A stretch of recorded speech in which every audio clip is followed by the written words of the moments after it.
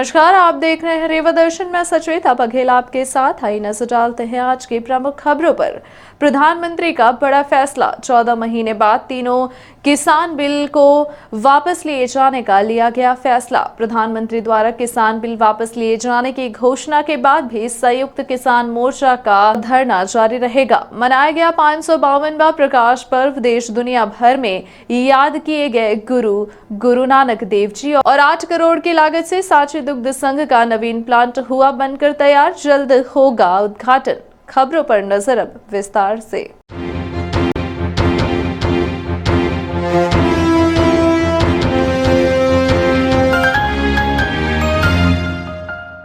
प्रधानमंत्री मोदी का बड़ा फैसला, 14 महीने बाद तीनों किसान बिलों को वापस लिए जाने का लिया गया फैसला। दिल्ली, पंजाब सहित देश के कई प्रांतों के साथ रीवा में लगातार किसान बिल के विरोध में जारी है धरना प्रदर्शन। प्रधानमंत्री के इस ऐलान के बाद देश भर में मनाई जा रही है खुशियां। रीवा में भी संयुक्त किसान मोर्चा के तत्वावधान में बांटी गई मिठाइयां। सत्ता पक्ष के साथ साथ विपक्ष ने भी इस कदम को बताया स्वागत योग्य। प्रधानमंत्री मोदी के तीनों कृषि कानूनों को वापस लेने का फैसला किया गया है। इस बात से देश भर में किसानों में खुशी देखी जा रही है। साथ ही राजनीतिक दलों ने भी प्रधानमंत्री के इस फैसले का स्वागत किया है। वहीं विपक्षी दलों ने भी स्वागत किया है, साथ ही खूब चुटकी भी ली है और कहा है कि किसानों की बड़ी जीत हुई है। वहीं किसान नेता राकेश टिकैत ने कहा है कि किसानों का आंदोलन अभी भी जारी रहेगा। उन्होंने यह भी कहा कि तीनों कृषि कानूनों को वापस लेने का अभी फैसला किया है। जब तक संसद सदन की पटल पर रखकर कानून नहीं बनाया जाएगा तब तक किसान आंदोलन चलता रहेगा, क्योंकि लंबे समय से किसान दिल्ली की सीमाओं के साथ अन्य जगह पर डटे हुए हैं। पीएम मोदी ने देश को संबोधित करते हुए तीनों किसान बिल को वापस लेने का ऐलान किया है और देश को संबोधित करते हुए प्रधानमंत्री मोदी ने एक बहुत बड़ा फैसला किया है। पीएम मोदी ने ऐलान किया है कि वो तीनों कृषि कानूनों को वापस ले रहे हैं। साथ ही उन्होंने कहा कि ये फैसले तो किसानों के हित के लिए ही थे, लेकिन कहीं ना कहीं हम उन्हें समझा नहीं पाए, इसलिए हम किसानों को परेशान नहीं करना चाहते और हम ये तीनों कानूनों को वापस ले रहे हैं। पीएम मोदी ने कहा कि कृषि में सुधार के लिए 3 कानून लाए गए थे ताकि छोटे किसानों को और ताकत मिले। वर्षों से ये मांग देश के किसान और विशेषज्ञ अर्थशास्त्री कर रहे थे। जब ये कानून लाया गया तो संसद में चर्चा हुई। देश के किसानों के साथ साथ अनेक संगठनों ने भी इसका स्वागत किया था और समर्थन भी किया था। इसके लिए प्रधानमंत्री ने सभी और का आभार भी जताया और कहा कि हमारी सरकार किसानों के कल्याण के लिए देश व कृषि जगत के हित में, गांव गरीब के हित में पूरी तरह से समर्पित है तथा नेक नियत से ये कानून लेकर आई थी। लेकिन इतनी पवित्र बात पूर्ण रूप से किसानों के हित की बात हम कुछ किसानों को समझा नहीं पाए। भले ही किसानों का एक वर्ग इसका विरोध कर रहा था, हमने बातचीत का प्रयास किया। यह मामला सुप्रीम कोर्ट में भी गया।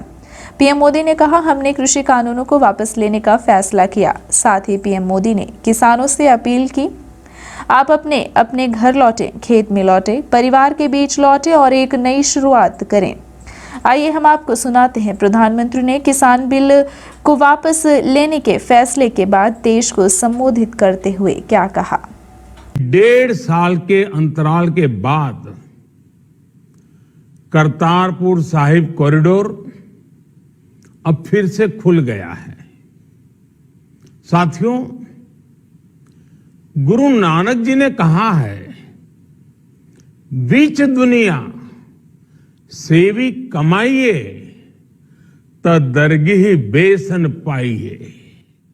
यानी संसार में सेवा का मार्ग अपनाने से ही जीवन सफल होता है। हमारी सरकार इसी सेवा भावना के साथ देशवासियों का जीवन आसान बनाने में जुटी है। न जाने कितनी पीढ़ियां जिन सपनों को सच होते देखना चाहती थी, भारत आज उन सपनों को पूरा करने का भरपूर प्रयास कर रहा है। साथियों, अपने 5 दशक के सार्वजनिक जीवन में मैंने किसानों की परेशानियों को, उनकी चुनौतियों को बहुत करीब से देखा है, महसूस किया है। इसलिए जब देश ने मुझे 2014 में प्रधानमंत्री के रूप में सेवा का अवसर दिया, तो हमने कृषि विकास, किसान कल्याण को सर्वोच्च प्राथमिकता दी। साथियों, इस सच्चाई से बहुत लोग अनजान हैं कि देश के 100 में से 80 किसान छोटे किसान हैं। उनके पास 2 हेक्टेयर से भी कम जमीन है। आप कल्पना कर सकते हैं, इन छोटे किसानों की संख्या 10 करोड़ से भी ज्यादा है। उनकी पूरी जिंदगी का आधार यही छोटी सी जमीन का टुकड़ा है। यही उनकी जिंदगी होती है। और इस छोटी सी जमीन के सहारे ही वो अपना और अपने परिवार का गुजारा करते हैं।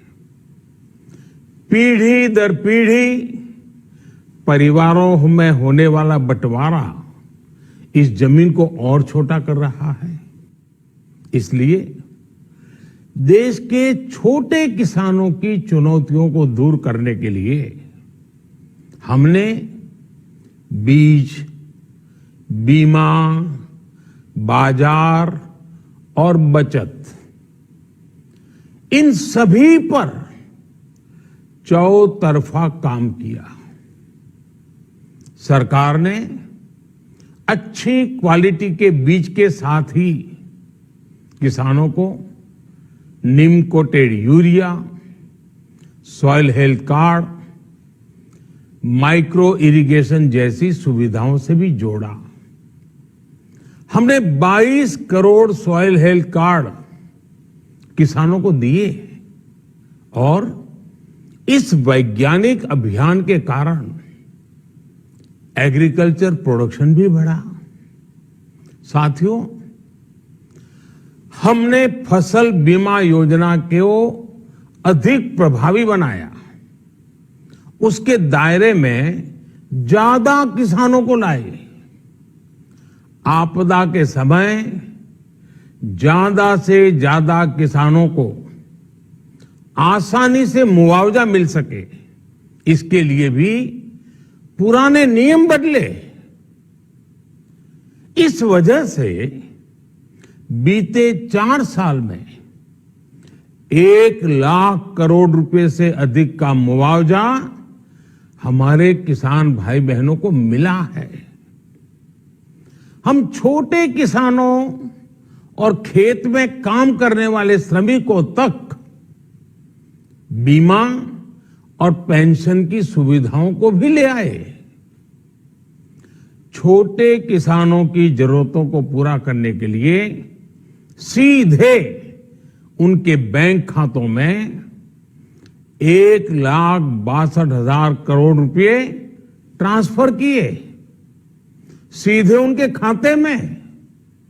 साथियों, किसानों को उनकी मेहनत के बदले उपज की सही कीमत मिले, इसके लिए भी अनेक कदम उठाए गए। देश ने अपने रूरल मार्केट इंफ्रास्ट्रक्चर को मजबूत किया। हमने एमएसपी तो बढ़ाई ही, साथ ही साथ रिकॉर्ड सरकारी खरीद केंद्र भी बनाए। हमारी सरकार द्वारा की गई उपज की खरीद ने पिछले कई दशकों के रिकॉर्ड तोड़ दिए हैं। देश की 1000 से ज्यादा मंडियों को ई नाम योजना से जोड़कर हमने किसानों को कहीं पर भी अपनी उपज बेचने का एक प्लेटफॉर्म दिया। और इसके साथ ही देश भर की कृषि मंडियों के आधुनिकीकरण पर भी हमने करोड़ों रुपए खर्च किए। साथियों, आज केंद्र सरकार का कृषि बजट पहले के मुकाबले 5 गुना बढ़ गया है। हर वर्ष 1.25 लाख करोड़ रुपए से अधिक कृषि पर खर्च किए जा रहे हैं। 1 लाख करोड़ रुपए के एग्रीकल्चर इंफ्रास्ट्रक्चर फंड के माध्यम से गांव और खेत के नजदीक भंडारण, इसकी व्यवस्था, कृषि उपकरण जैसी अनेक सुविधाओं का विस्तार, ये सारी बातें तेजी से हो रही है। छोटे किसानों की ताकत बढ़ाने के लिए 10,000 एफपीओ किसान उत्पादक संगठन बनाने का अभियान भी जारी है। इस पर भी करीब 7,000 करोड़ रुपए खर्च किए जा रहे हैं। माइक्रो इरिगेशन फंड के आवंटन को भी 2 गुना करके 10,000 करोड़ रुपए कर दिया गया है। हमने क्रॉप लोन भी 2 गुना कर दिया, तो इस वर्ष 16 लाख करोड़ रुपए हो जाएगा। अब पशुपालकों को मछली पालन से जुड़े हमारे किसानों को भी किसान क्रेडिट कार्ड का लाभ मिलना शुरू हो गया है। यानी हमारी सरकार किसानों के हित में हर संभव कदम उठा रही है। लगातार एक के बाद एक नए कदम उठाती जा रही है। किसानों की आर्थिक स्थिति सुधरे, उनकी सामाजिक स्थिति मजबूत हो, इसके लिए पूरी ईमानदारी से काम कर रही है। साथियों, किसानों की स्थिति को सुधारने की इसी महाअभियान में देश में 3 कृषि कानून लाए गए थे। मकसद ये था कि देश के किसानों को, खासकर छोटे किसानों को और ताकत मिले, उन्हें अपनी उपज की सही कीमत और उपज बेचने के लिए ज्यादा से ज्यादा विकल्प मिले। बरसों से ये मांग देश के किसान, देश के कृषि विशेषज्ञ, देश के कृषि अर्थशास्त्री, देश के किसान संगठन लगातार कर रहे थे। पहले भी कई सरकारों ने इस पर मंथन भी किया था। इस बार भी संसद में चर्चा हुई, मंथन हुआ और ये कानून लाए गए। देश के कोने कोने में कोटि कोटि किसानों ने, अनेक किसान संगठनों ने इसका स्वागत किया, समर्थन किया। मैं आज उन सभी का बहुत बहुत आभारी हूं, धन्यवाद करना चाहता हूं। साथियों, हमारी सरकार किसानों के कल्याण के लिए, खासकर छोटे किसानों के कल्याण के लिए, देश के कृषि जगत के हित में, देश के हित में, गांव गरीब के उज्जवल भविष्य के लिए पूरी सत्यनिष्ठा से, किसानों के प्रति पूर्ण समर्पण भाव से,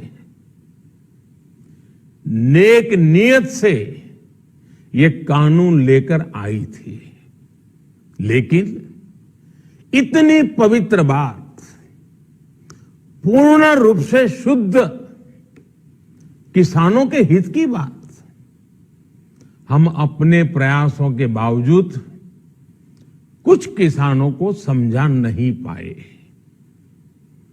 भले ही किसानों का एक वर्ग ही विरोध कर रहा था, लेकिन फिर भी ये हमारे लिए महत्वपूर्ण था।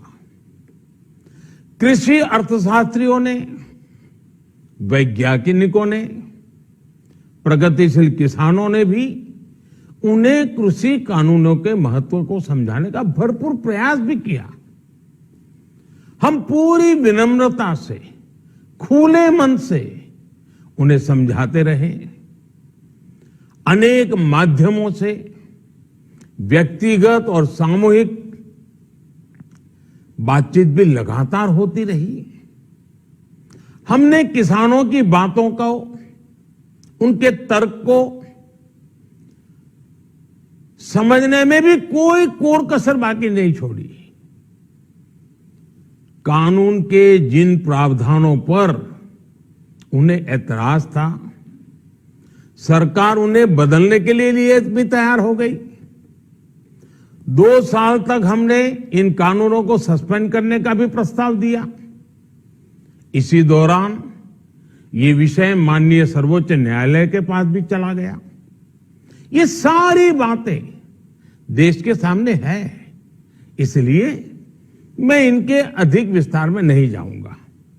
साथियों, मैं आज देशवासियों से क्षमा मांगते हुए सच्चे मन से और पवित्र हृदय से कहना चाहता हूं कि शायद हमारी तपस्या में ही कोई कमी रही होगी, जिसके कारण दिए के प्रकाश जैसा सत्य कुछ किसान भाइयों को हम समझा नहीं पाए। आज गुरु नानक देव जी का पवित्र प्रकाश पर्व है। ये समय किसी को भी दोष देने का नहीं है।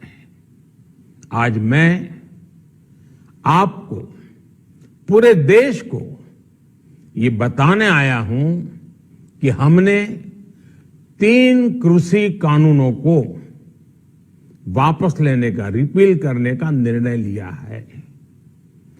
इस महीने के अंत में शुरू होने जा रहे संसद सत्र में, इसी महीने में हम 3 कृषि कानूनों को रिपील करने की संवैधानिक प्रक्रिया को पूरा कर देंगे। साथियों, मैं आज अपने सभी आंदोलनरत किसान साथियों से आग्रह कर रहा हूं, आज गुरु पर्व का पवित्र दिन है। अब आप अपने अपने घर लौटे, अपने खेत में लौटे, अपने परिवार के बीच लौटे। आइए एक नई शुरुआत करते हैं, नए सिरे से आगे बढ़ते हैं। साथियों, आज ही सरकार ने कृषि क्षेत्र से जुड़ा एक और अहम फैसला लिया है। 0 बजट खेती यानी प्राकृतिक खेती को बढ़ावा देने के लिए, देश की बदलती आवश्यकताओं को ध्यान में रखकर क्रॉप पैटर्न को वैज्ञानिक तरीके से बदलने के लिए एमएसपी को और अधिक प्रभावी और पारदर्शी बनाने के लिए, ऐसे सभी विषयों पर भविष्य को ध्यान में रखते हुए निर्णय लेने के लिए एक कमेटी का गठन किया जाएगा। इस कमेटी में केंद्र सरकार, राज्य सरकारों के प्रतिनिधि होंगे, किसान होंगे, कृषि वैज्ञानिक होंगे, कृषि अर्थशास्त्री होंगे। साथियों, हमारी सरकार किसानों के हित में काम करती रही है और आगे भी करती रहेगी। मैं गुरु गोविंद सिंह जी की भावना में अपनी बात समाप्त करूंगा। देहि शिवावर मोहे इहे, शुभ कर्मन ते कबहू न टरो। हे देवी, मुझे ये वर दीजिए कि मैं शुभ कर्म करने से कभी पीछे ना हटूं। जो किया किसानों के लिए किया, जो कर रहा हूं देश के लिए कर रहा हूं। आप सभी के आशीर्वाद से मैंने मेहनत में पहले भी कोई कमी नहीं की थी।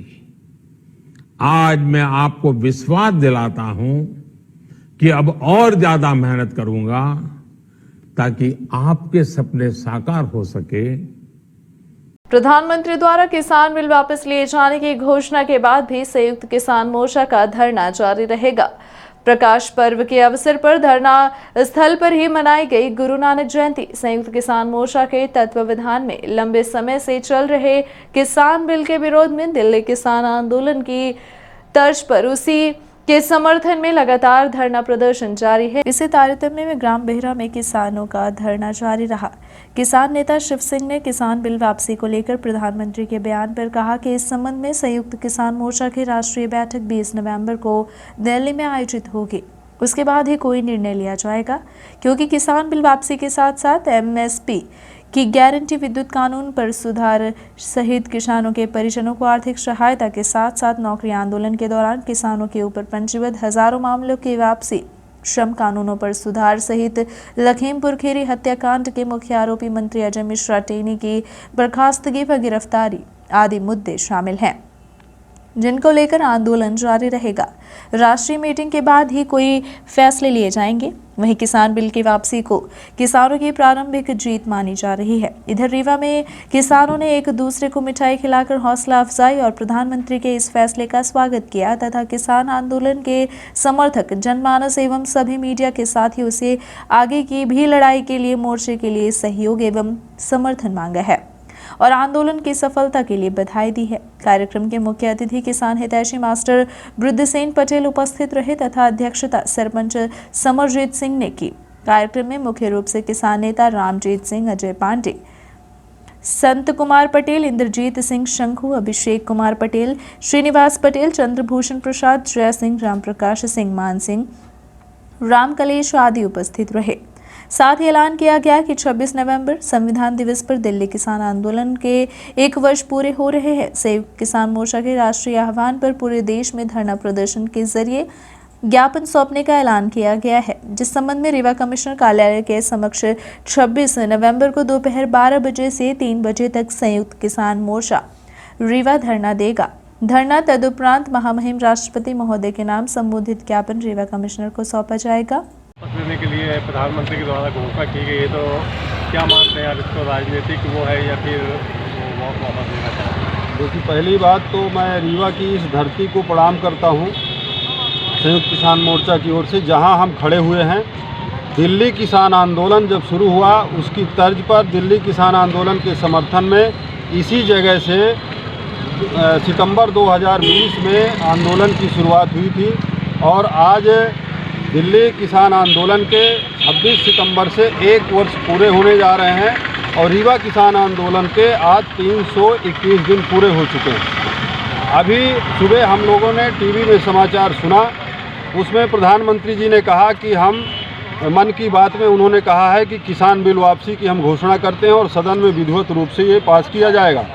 तो हम तो ये कहना चाहते हैं कि ये मन की बात है, अभी काम की बात तो सदन में होगी जब आप सदन में प्रस्ताव लाएंगे और पारित कराएंगे और MSP की गारंटी का कानून बनाएंगे और जो किसान शहीद हुए हैं उनके परिजनों को नौकरी और उनके परिजनों को मुआवजा तथा जितने मुकदमे, जो हजारों मुकदमे इस आंदोलन दौरान सरकार ने किसानों के खिलाफ पंजीबद्ध कराने का काम किया, उनकी वापसी और लखीमपुर खीरी कांड के मुख्य आरोपी अजय मिश्रा टेनी जो गृह राज्य मंत्री हैं, उनकी जब गिरफ्तारी होगी, इसके बाद जैसा कि संयुक्त किसान मोर्चे का राष्ट्रीय आह्वान है और जो टिकैत साहब का स्टेटमेंट आया है, आंदोलन जारी रहेगा। 29 नवंबर से जब सदन चलेगा, सदन में जब पास हो जाएगा, तब जो है आंदोलन वापसी पर निर्णय लिया जाएगा।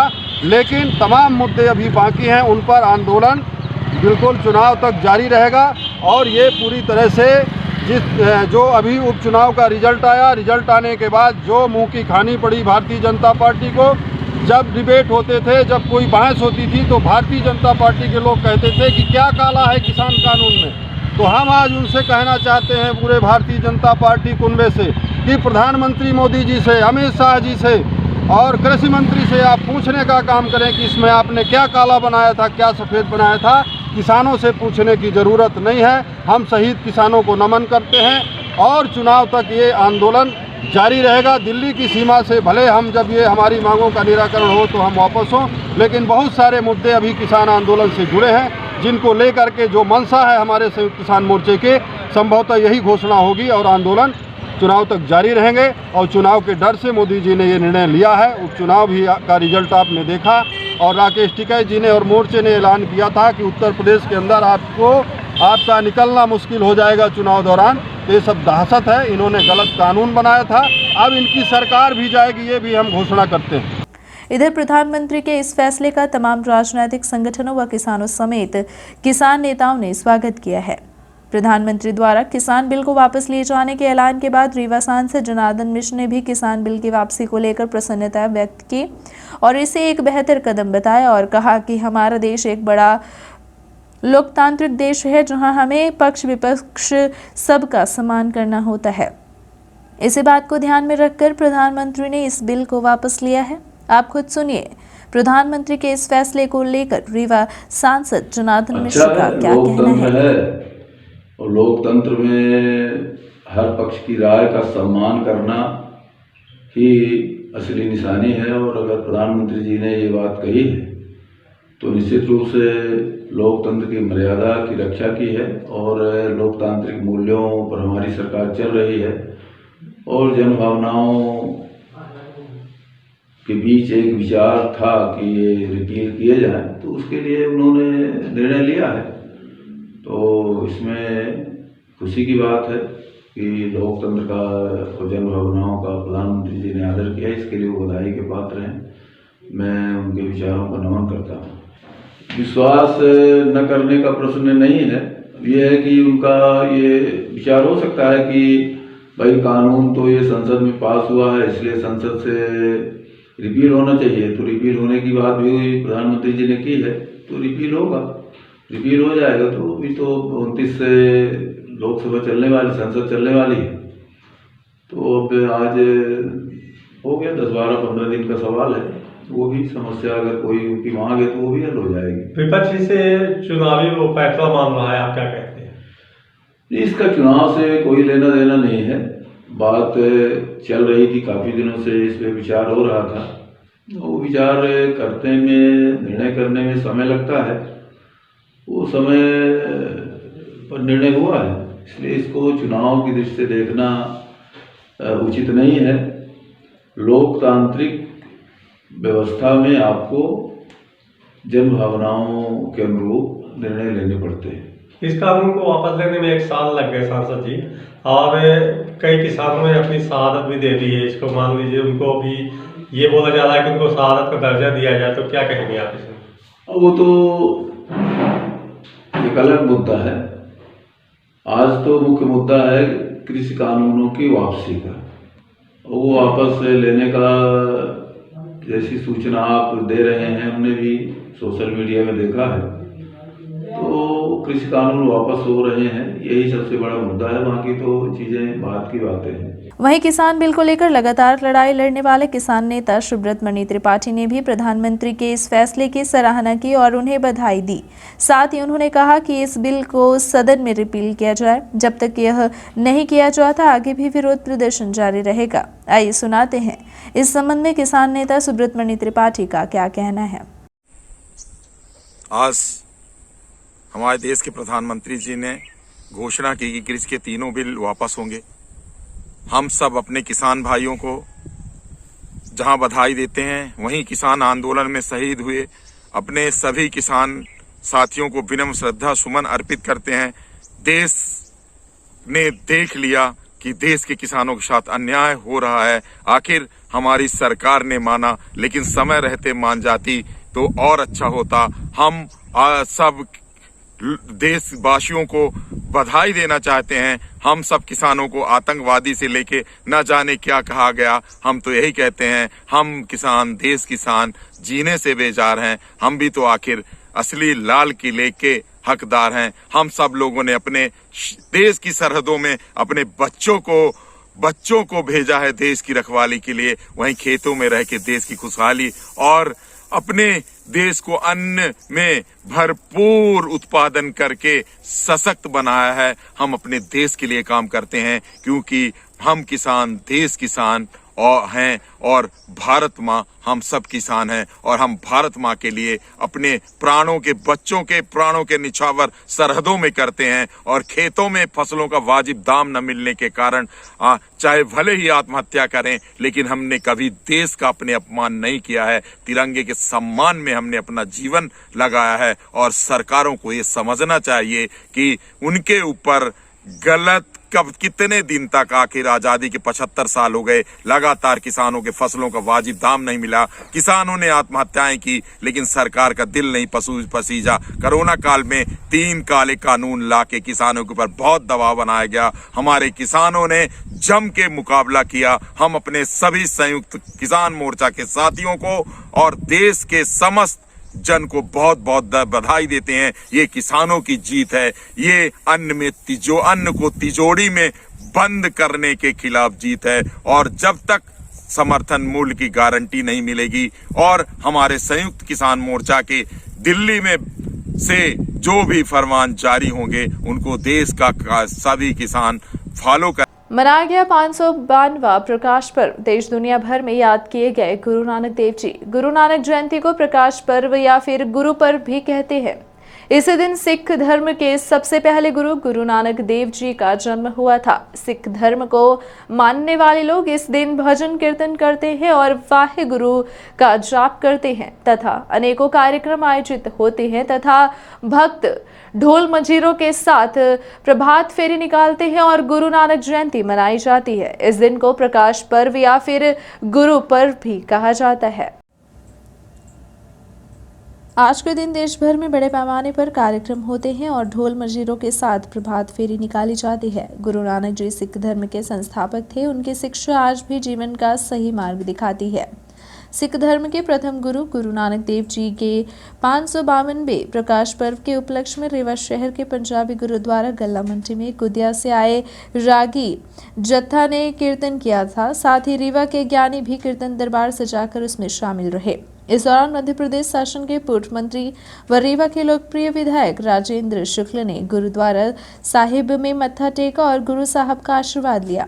वह समाज द्वारा गुरु साहब का स्वरूप पहनाकर उनका स्वागत किया और उन्होंने उपस्थित जन समुदाय को संबोधित करते हुए वह जन समुदाय को गुरु नानक जयंती की शुभकामनाएं दी तथा उनके बताए गए मार्ग पर चलने के लिए कहा। इस दौरान Rewa collector doctor Ilaiyaraaja T भी मौजूद रहे जिन्हें सम्मानित किया गया। इनके अलावा इस अवसर पर गुरुद्वारे में उपस्थित रहे रमेश साहू, पूर्व प्रभारी महापौर वेंकटेश पांडे, भाजपा नेता राजगोपालचारी तथा रीवा व्यापारी महासंघ के कई पदाधिकारी उपस्थित रहे। पूरे कार्यक्रम में युवा समाज सेवी परमजीत सिंह डक की अहम भूमिका रही। इसके उपरांत लंगर अटूट वार्ता गुरु नानक देव जी की द्वारा समाज से जातिवादी को मिटाने व आपसी भाईचारा और एकता को बढ़ाने के लिए दिए गए उपदेश व शिक्षा दी जो हम सभी को सदैव प्रेरित करती रहेगी। एक ही चीज़ सिखाई है, नाम जपना, मतलब उस प्रभु, उस ईश्वर का, उस अल्लाह, उस खुदा का नाम जपिए, सिमरन करिए, क्योंकि सब कुछ वहीं से मिल रहा है। फिर वो कहते हैं वंड छकिए, मतलब बांट के खाएं। तो ये जो लंगर की प्रथा आप देख रहे हैं, यहाँ पे कोई बड़ा नहीं, कोई छोटा नहीं, सब साथ में बैठे हैं।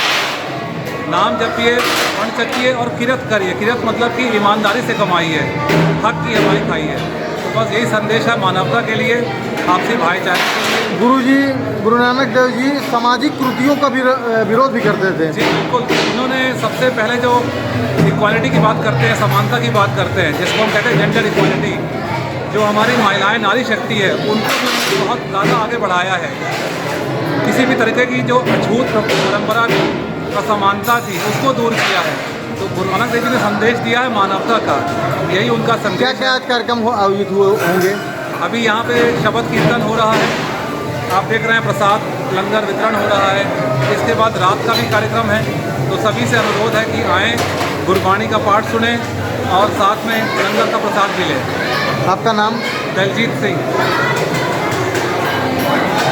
आज गुरु नानक जयंती है, इस पर आप क्या संदेश देना चाहेंगे?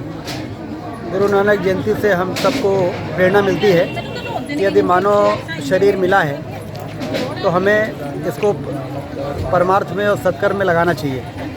गुरु नानक देव जी एक सामान्य मनुष्य के रूप में इस धरती में उन्होंने पैदा होने के बाद जिस तरह से धर्म का प्रचार प्रसार पूरे देश में पदयात्रा के माध्यम से भ्रमण करके उन्होंने किया और जो संदेश उन्होंने दिया है वो आज भी प्रासंगिक है और इसलिए देव स्वरूप के रूप में हम लोग उनको मानते हैं। हमारी केंद्र सरकार ने जहाँ पर उनका पूरा संस्कार हुआ करतारपुर साहिब में, वो कॉरिडोर एक हफ्ते पहले जो खुला और उसको विकसित करने का जो काम किया, उससे लाखों लोगों के धार्मिक भावनाओं को का सम्मान हुआ है और इससे गुरु नानक देव जी की जीवन को पर झांकने का हमको मौका मिलता है। जब इस प्रकार के दिन आते हैं, नई पीढ़ी को भी समझ में आता है कि हमारे देश में किस प्रकार के महापुरुष पैदा हुए हैं जिन्होंने देवतुल्य के रूप में आज उनको हम सारे लोग मानते हैं। तो सभी को मैं बधाई और शुभकामनाएं देता हूँ। किसान गुरु नानक जयंती और आज केंद्र सरकार ने, प्रधानमंत्री जी ने सुबह राष्ट्र के संबोधन के माध्यम से किसानों के लंबे समय से चले आ रहे आंदोलन की मांग को पूरा करके आज गुरु नानक देव जी महाराज जी के चरणों में एक ये बड़ी राहत उन्होंने समर्पित की। गुरु नानक देव जी सामाजिक कुरीतियों का बहिष्कार भी किया करते थे। बिल्कुल, कुरीतियों के विरोध में समाज को जागृत करने में जो उन्होंने काम किया है वो आज हम सबको पदयात्रा के माध्यम से हम सबको इससे दिशा मिलती है। 8 करोड़ की लागत से सांची दुग्ध संघ का नवीन प्लांट हुआ बनकर तैयार, जल्द ही होगा उद्घाटन। पूर्व मंत्री एवं रीवा विधायक राजेंद्र शुक्ल, कलेक्टर सहित अन्य अधिकारियों ने किया निरीक्षण।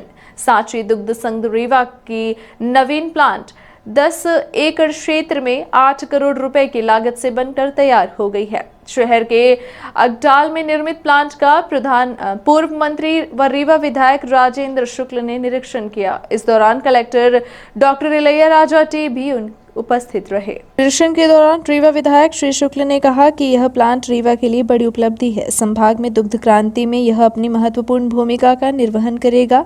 यहाँ निर्मित दुग्ध उत्पाद लोगों के लिए सहज उपलब्ध हो सकेंगे। उन्होंने कहा कि संयंत्र की स्थापना से जहाँ एक ओर किसानों को लाभ मिलेगा, वहीं दूसरी ओर सहकारिता के माध्यम से दुग्ध उत्पादकों को उनके उत्पादन का सही लाभ भी मिल सकेगा। यह संयंत्र भविष्य में जबलपुर दुग्ध संघ की तरह ही मध्य प्रदेश का 6वां दुग्ध संघ रीवा बनने का मार्ग प्रशस्त करेगा। उन्होंने बताया कि आगामी 25 दिसंबर को नवीन प्लांट का लोकार्पण कराया जाएगा। निरीक्षण के दौरान संयुक्त संचालक पशुपालन डॉक्टर राजेश मिश्रा, सांची दुग्ध संघ रीवा के महाप्रबंधक सीएम द्विवेदी, सांची दुग्ध संघ के सभी अधिकारी कर्मचारी सहित स्थानीय नागरिक उपस्थित रहे। आज यहाँ अगडाल में दूध डेयरी का जो नया संयंत्र लगभग 8 करोड़ रुपए की लागत से बन के तैयार हुआ है, उसका समीक्षा हुई है और 25 दिसंबर को इसका विधिवत लोकार्पण करेंगे। इससे एक और जहाँ रीवा संभाग में दूध क्रांति लाने का मार्ग प्रशस्त होगा, वहीं यहाँ से बनने वाला प्रोडक्ट से इस संगठन को मजबूत करने में भी मदद मिलेगी। किसानों को फ़ायदा होगा और कोऑपरेटिव के माध्यम से जो दूध का कलेक्शन होगा उससे किसान जुड़ेंगे तो उनकी समस्याएं भी दूर करने में मदद मिलेगी। एक बड़ी उपलब्धि है रीवा के लिए कि यहाँ पर 10 एकड़ के एरिया में नया, जो पहले तेजस में लगता था प्लांट, वहाँ पे जगह बहुत कम थी, पोल्यूशन की परेशानी थी। एक बड़ा एरिया में ये नया प्लांट जो बन के तैयार हुआ है, ये भविष्य में जबलपुर की तरह मध्य प्रदेश का 6वां दुग्ध संघ रीवा को बनाने का मार्ग प्रशस्त होगा। जिला स्तरीय पशु क्रूरता निवारण समिति गठित। Collector doctor Ilaiya Raja T की अध्यक्षता में जिला स्तरीय पशु क्रूरता निवारण समिति गठित की गई है। समिति के उपाध्यक्ष पुलिस अधीक्षक होंगे, जबकि सचिव उप संचालक पशुपालन एवं डेयरी विभाग को नियुक्त किया गया है। समिति में आयुक्त नगर निगम, वन मंडलाधिकारी समेत अनुभागों के अनुविभागीय अधिकारी, राजस्व, समस्त विकास खंड पशु चिकित्सा अधिकारी, पशु चिकित्सक सहायक, यज्ञ चल पशु चिकित्सालय अध्यक्ष कृषि स्थायी समिति डॉक्टर प्रभाकर चतुर्वेदी, अध्यक्ष लक्ष्मण बाग गौशाला संचालन समिति शिवानंद दुबे, सामाजिक एवं मानव अधिकार कार्यकर्ता रामपाल नामदेव, सामाजिक एवं मानव अधिकार कार्यकर्ता राजेश पांडे को सदस्य के तौर पर शामिल किया गया है। यह समिति जिले में पशुओं की क्रूरता की जानकारी प्राप्त होने पर तथ्यात्मक विवेचना के आधार पर पुलिस थाने में नियमानुसार कार्यवाही सुनिश्चित करी। शासकीय आदर्श विज्ञान महाविद्यालय में चलाया गया कोरोना वैक्सीन महाअभियान। शासकीय आदर्श विज्ञान महाविद्यालय रीवा में 19 नवंबर को मध्य प्रदेश शासन व जिला कलेक्टर डॉक्टर इलैयाराजा टी के निर्देशन पर वृहद टीकाकरण अभियान चलाया गया।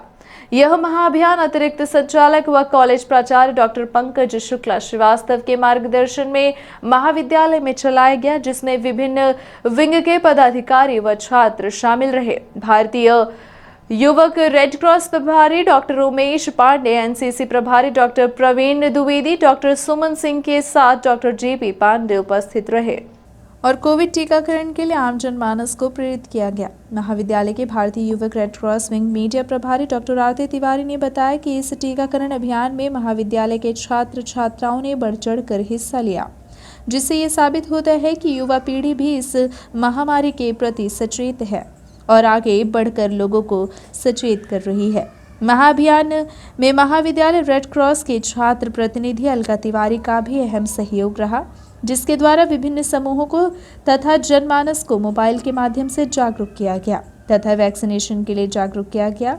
इस कॉलिंग में लगभग 200 से 250 लोगों को शामिल किया गया था, जिनके द्वारा बाकायदे लोगों को समझाइश भी दी गई तथा टीकाकरण को लेकर लोगों के मन में पनप रही कई भ्रांतियों को दूर किया गया।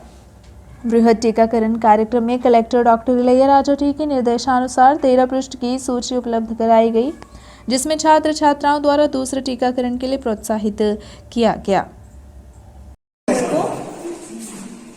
जिलाधीश के निर्देशानुसार, महाविद्यालय के प्राचार्य निर्देशानुसार कार्यक्रम संपन्न किया जा रहा है, जो कि कोविड-19 के संबंध में है। और इसका महत्व इस बात के लिए है कि किसने वैक्सीनेशन नहीं करवाया है या किसने डबल डोज लिया है। बच्चियां, जिसमें हम लोग प्राणी स्वास्थ्य विभाग में बैठे हैं, रेड क्रॉस के प्रभारी डॉक्टर उमेश पांडे जी बैठे हैं, कार्यक्रम संचालित कर रहे हैं। और साथ में हमारे साथ में डॉक्टर अशोक मिश्रा, डॉक्टर आरती तिवारी। छात्राओं को जागरूक किया जा रहा है और प्रमुख उद्देश्य है कि वैक्सीनेशन जिसने नहीं करवाया है वो सतर्क रहें, जागरूक रहें, प्रेरित करें, छात्राएं हमारी प्रेरित करें कि वैक्सीनेशन कितना महत्वपूर्ण है। यह उद्देश्य है इस कार्यक्रम का। धन्यवाद। लापता मुकबधिर किशोर की तलाश। अपनी मां के साथ विगत 17 नवंबर को साईं मंदिर दर्शन करने गया 16 वर्षीय किशोर आयुष निगम प्रकाश चौक के समीप से मां को अचानक धक्का देकर भाग निकला, जिसके परिजनों ने इधर उधर तलाश की, लेकिन किशोर का कहीं भी पता नहीं चला, जिसके बाद किशोर के गुमशुदगी की रिपोर्ट बिछिया थाने में दर्ज कराई गई है। किशोर बिछिया थाना क्षेत्र अंतर्गत वार्ड क्रमांक 43 चिरहुला मंदिर के पीछे कहारन बस्ती का रहने वाला है, जो अपनी मां स्नेहलता निगम के साथ बीते दिवस 17 जून को साईं मंदिर दर्शन करने गया था। वहां से वापस लौटते वक्त प्रकाश चौक के समीप 16 वर्षीय किशोर अपनी मां को धक्का मारकर वहां से भाग निकला। पहले तो मां उसके पीछे उसे पकड़ने दौड़ी, लेकिन तब तक बच्चा कहीं गायब हो गया। बताया जा रहा है कि किशोर मुकबधिर है।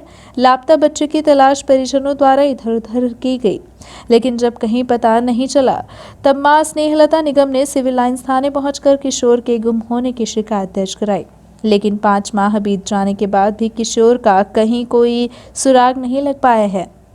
गुम हुए किशोर की लंबाई 5 फुट 6 इंच तथा एकहरा बदन व लंबा चेहरा है। किशोर का रंग गोरा है तथा लाल कलर की टी शर्ट व नीले कलर का लोवर पहने हुए है।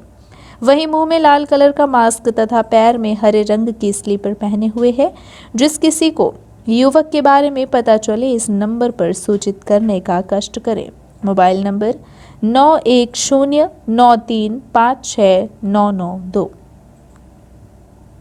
ये थी आज की प्रमुख खबरें। आगे की खबरों के लिए बने रहे रीवा दर्शन के साथ। दीजिए हमें इजाजत। नमस्कार।